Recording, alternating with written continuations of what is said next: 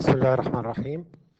So in the previous lecture, we finished the lecture talking about the communication, and we said that communication is not something that's special for humans.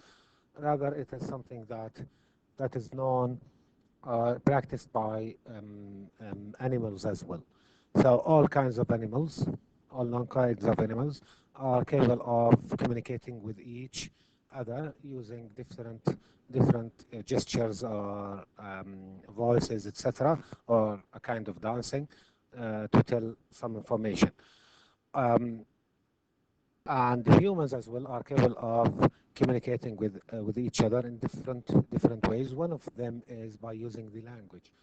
And what distinguishes the human language from other types of animal communication are a few features and properties. The first one is known as reflexivity. Now, reflexivity means the ability to talk about the language, the ability to talk about the language itself, to describe the language itself.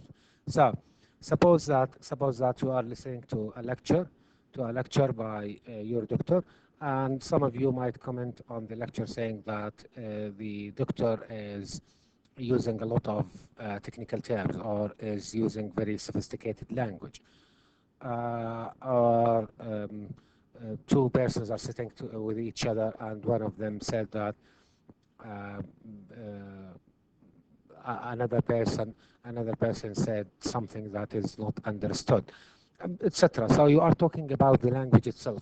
This is an ability for humans, and it is not in the different kinds of animal communications. So in addition to reflexivity, okay, we are going to talk about different properties of features of the language, like displacement, arbitrariness, productivity, cultural transmission, and duality. Let's start explaining what is meant by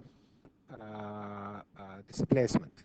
Now, displacement actually is the ability to refer to past events and future things or future events. So people can talk about things that happened in the past, a few years ago, 1 day ago, 2 hours ago, a few centuries ago. Okay, and they can imagine things that they are going to happen in the future. Okay, or they are talking about things that they are planning to do tomorrow or after tomorrow or after a year. While usually this ability is not available for animal communication.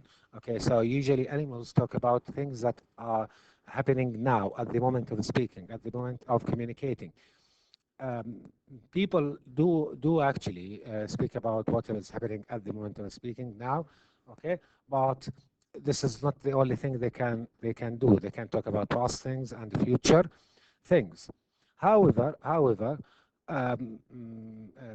bees can communicate and tell about things that are not at the same exact time and position, like when a bee finds a new source for nectar, and they in this case they can come back to their beehive and tell the other bees that there is a source for the nectar or a field of nectar there. Okay, but still this kind of a feature like the displacement in the humans language is totally different from this kind or a very limited type of displacement that we can find for bees. So far we talked about two features. The first one is reflexivity, which is the ability to talk about the language, and then it is displacement,